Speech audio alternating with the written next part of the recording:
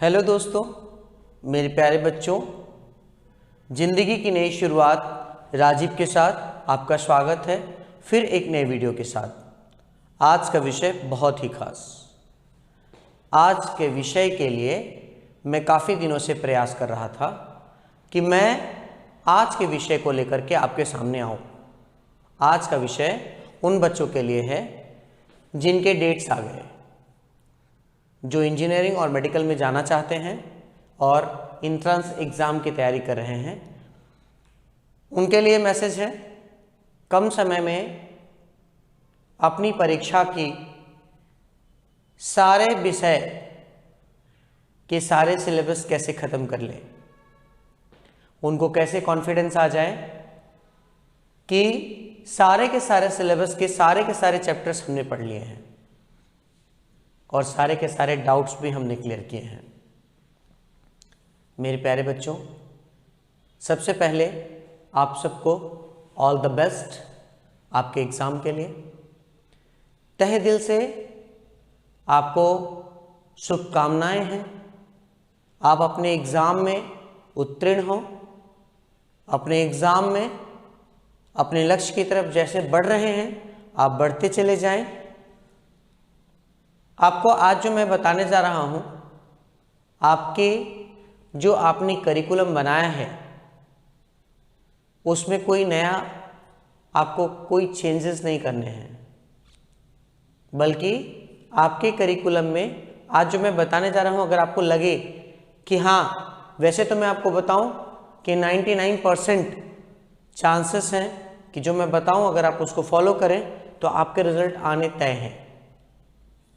आप जिस चीज़ के लिए इतने दिन से मेहनत कर रहे हैं, इतने समय से मेहनत कर रहे हैं, वो अब सामने आ गया है और आप उसे पा सकते हैं। पाने के तरीके हैं जो जानना बहुत ज़रूरी है, मैं आज आपको बताना चाहूँगा इस बोर्ड के माध्यम से। और मैं आपको ये भी कहना चाहता हूँ कि बिना प्लानिंग का हम अपने लक्ष्य को नहीं पा सकते हैं। इसलिए अब तक जो भी बच्चों ने प्लान नहीं बनाए हैं और कुछ भी कर रहे हैं, जहाँ तहाँ से उठा करके पढ़ रहे हैं, वो आज से प्लानिंग करना स्टार्ट कर दीजिए। आपके पास 2 महीने हैं। नीट के बच्चों, आपके पास 2 महीने हैं। जितने भी नीट के स्टूडेंट्स हैं और जो जेई के स्टूडेंट हैं, वो भी अपने इस टेक्निक को यूज़ कर सकते हैं, इस आइडियाज़ को यूज कर सकते हैं। और आज मैं आपको बताने जा रहा हूँ किस तरीके से हम एक प्लान कर सकते हैं और अपने चैप्टर्स कवर कर सकते हैं और अपने मार्क्स बढ़ा सकते हैं।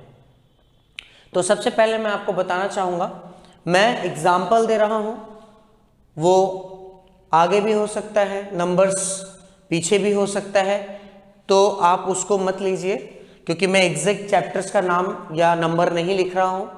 और मैं आपको सिर्फ इतना बताना चाहता हूँ कि मैं जो आपको बता रहा हूँ, आप अपने तरीके से एक प्लान बनाइए और उसको अमल कीजिए।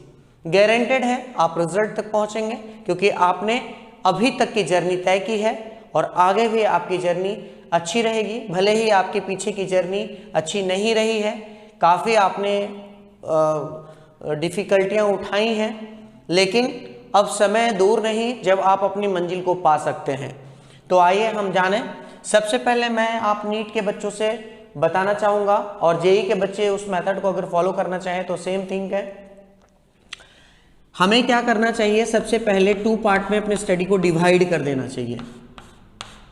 ध्यान रखिए मेरे स्टूडेंट्स, मेरे बच्चे, कि अगर स्टडी को डिवाइड नहीं किया तो वो बहुत ज़्यादा प्रेशर बन करके और हमें अपने मंजिल से पीछे धकेलना शुरू कर देगा और हम अपने मंजिल तक नहीं पहुंच पाएंगे। तो इसलिए जितने भी बच्चे हैं, ये कभी मत सोचिए कि मैं अगले साल नीट लिख लूँगी या लिख लूँगा, नहीं तो आप अगले साल भी नहीं लिख पाएंगे क्योंकि आपके साथ वाले बच्चे मेडिकल में जा चुके होंगे और आप मेडिकल की तैयारी ही कर रहे होंगे। इसलिए आइए जाने। सबसे पहले मैं आपको बताना चाहता हूं कि आपके पास में टोटल 24 घंटे हैं, 24 आवर्स। तो उस 24 आवर्स का यूटिलाइज कैसे करें, तो वो प्लान करना बहुत ज़रूरी है। बिना प्लानिंग का हम आगे नहीं बढ़ सकते हैं। तो इस 24 आवर्स में 3 आवर्स 11th को और 3 आवर्स 12th को देना ही चाहिए। आप जो पढ़ाई कर रहे हैं, जो काम कर रहे हैं, उसके बाद अगर इसको दें तो बहुत अच्छी बात है, और आपके खुद के करिकुलम में इसको ऐड करना है।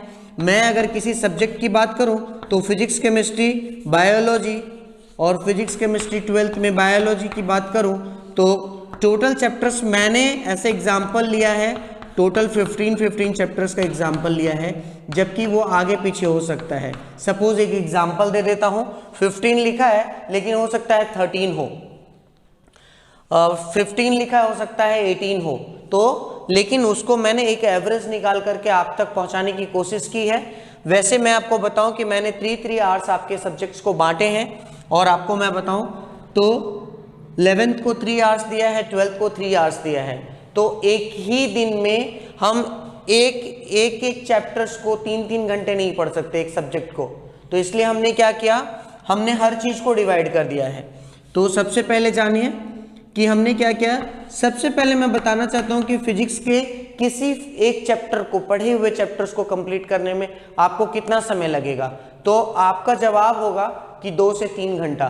तो मेरे प्यारे बच्चों, अब समय कम है, इसलिए आप कम से कम 2 घंटा लगाइए, और वो भी मैं एवरेज लेकर के चला हूं। किसी में कम समय भी लगेगा, किसी में थोड़े ज्यादा समय भी लगेंगे। तो अगर मान लीजिए फिजिक्स में 2 घंटा आप दे रहे हैं किसी चैप्टर को कंप्लीट करने में, तो उसको डिवाइड कर दीजिए। केमिस्ट्री में भी 2 घंटा लगने वाला है, और बायोलॉजी में भी 2 घंटा लगने वाला है। तो हम क्या करेंगे, इस 2 घंटे को 2 दिन में डिवाइड कर देंगे। इस 2 घंटे को 2 दिन में डिवाइड कर देंगे।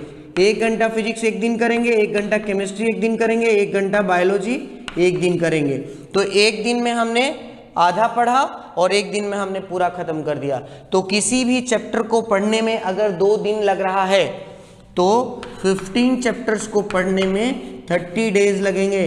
ध्यान रखिएगा, किसी भी 15 चैप्टर्स को पढ़ने में कितने दिन लगेंगे, 30 डेज लगेंगे। तो इस 30 डेज का प्लानिंग बनाइए।